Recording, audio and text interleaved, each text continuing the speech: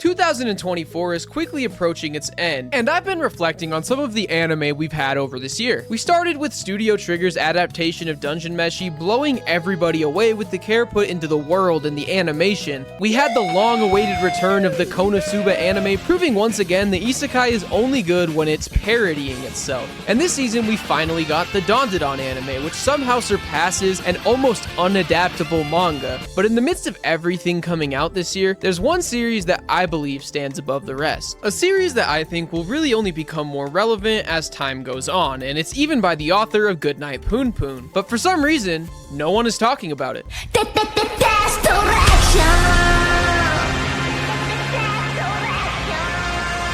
Yup, you read that title right, you're not having a stroke. Dead Demons Destruction takes my pick for my favorite anime this year, so let's talk about it. This is a series that I will remember for a really long time just based on the sheer amount of ideas it explores. In the words of Inio Asano, the creator of this manga, it's obvious that at this point we've entered the end of the world. The world isn't going to end soon, it's already starting to end now. The question is how we live in an age where the whole world is spiraling down. And that was the feeling he attempted to capture with this story, and he did a great job, because this show presents itself as a cute girls doing cute things story that is for about 1 minute until you see a giant spaceship looming over Tokyo. You see 3 years before the start of this story, a giant alien mothership flew in above Tokyo. Mass panic ensues as the government quickly disperses their jets to attack. Citizens attempt to evacuate, all while they wait for the aliens to make their move. We've seen the movies, we know how this goes. The ship flies in, the aliens invade, and the world turns into Attack on Titan. But as everyone's eyes are glued to the sky, waiting for the horrors to come, nothing happens. No invasions, no attacks, no contact, as the ship just continues to loom in the sky as if looking down on everyone, representing the eventual end of the world. And right away, I just want to draw a comparison between the manga and our everyday life. Because even if we don't have an alien spaceship in the sky to constantly invoke fear, every single generation, us, our parents'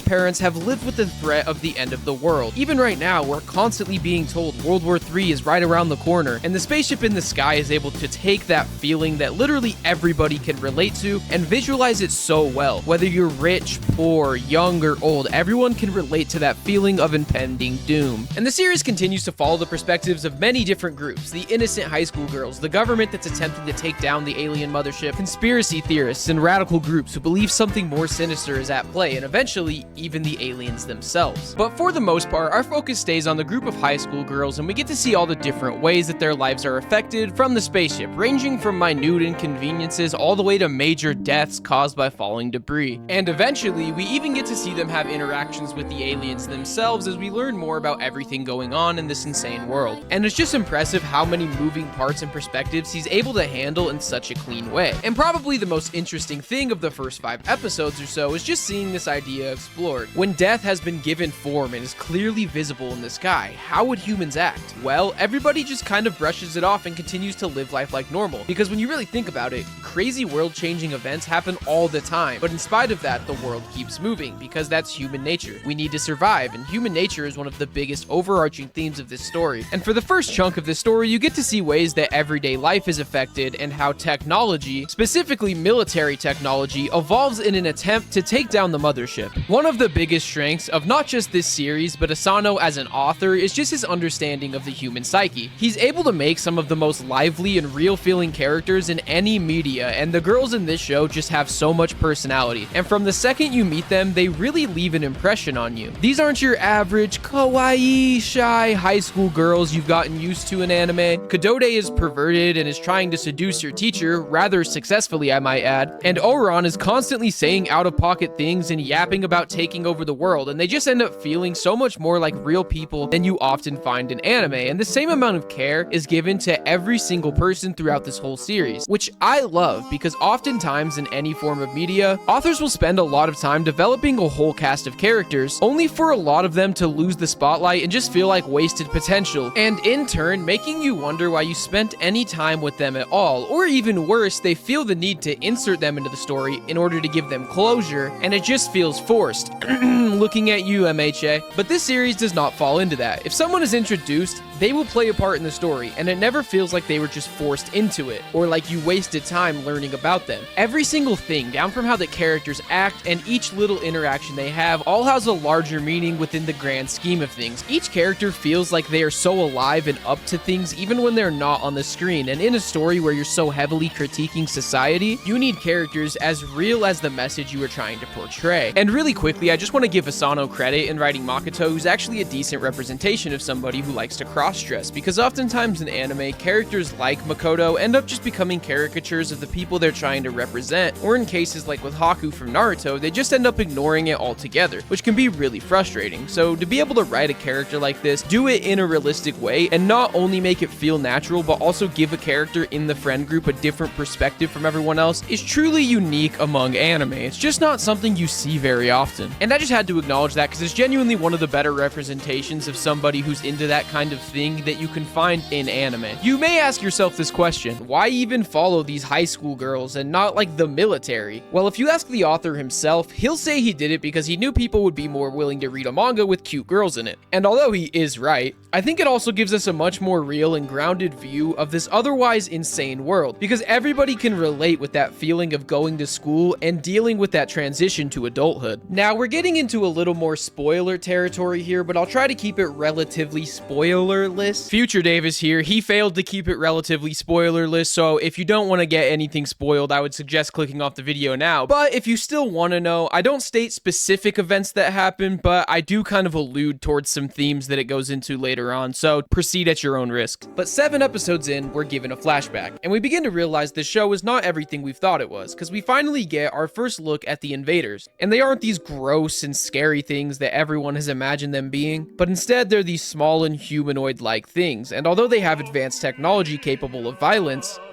is not a concept that's natural to these aliens, and being unable to understand that absolute power corrupts absolutely, he gives one of the girls a tool that allows her to pretty much have the Force. And well, let's just say it doesn't end well. And this is where the show transitions from being very interesting to an absolute banger, because it turns everything we thought we knew on its head. With the aliens being these relatively harmless creatures, it makes you wonder, why are the humans constantly attacking them? Have they even attempted to make contact? And this is where the main theme really starts to show, as you begin to realize the humans may just be scarier than the thing they're defending against. And as we start to learn a little bit more and more about the aliens, and even see the perspective of an alien inside of a human's body, yes, you heard that right, an alien possessing a human, we really start to get a clearer picture painted of everything that's going on in this world. But I can't say too much without getting into spoilers, and that's the big thing. It's so hard to sell you on this show without spoiling it. Just trust me when I say this show is full of twists and turns and actually gets so insane. At the core of everything, this anime is just real. What makes it so intriguing and so eerie is just how based in our reality it is, and even in this vast and endless universe, even if there are aliens, nothing is more scary than our fellow humans. And this show just plays upon that emotion in the best way. And in the time where so much anime is being produced, this one truly stands out among the crowd. It explores things that we deal with every day in society and just balances so many different ideas and characters beautifully. I haven't even talked about the animation, which is really good, but I want to specifically just talk about the character acting, which is all the little movements in the characters in their face, which just make them feel so much more real, which is really important, because in a story that's so heavily focused on making the characters and world feel real, every little detail, even down to the movements in their face, is important. And on one final note, I switched to the dub about halfway through, and the English voice acting is actually really good. And I hate to sound like a broken record, but voice acting is very important when you want people to relate to your characters. And I can just not recommend this show enough. I'm telling you, even if it doesn't grip you right away, give this show 7 or 8 episodes and you will be hooked. This may just be the closest thing that we've ever had to a 20th Century Boys anime, and what I mean by that is just the sheer amount of moving parts and pieces that are handled is so similar to that story. And I can't get into the latter half of this anime without really spoiling the show, but please take my word for it when I say the second half of this anime is some of the best TV I've ever seen. I've never seen something that was so able to accurately capture human nature while also remaining fun and entertaining at the same time. And I genuinely think this show is the best anime to come out this year, so please watch it. The worst part about it is that I can't even properly sell you on this show because of just how batshit insane it gets, but all I can tell you is this show gets crazy. Please please watch the whole thing. With an ending just as insane as the show's premise and ideas and themes explored that I don't think we see very often in anime, this one is truly unique, and I think it's something I'm going to remember for years to come. But that's all I got time for today. If you made it to this point of the video, thanks for watching, and peace out.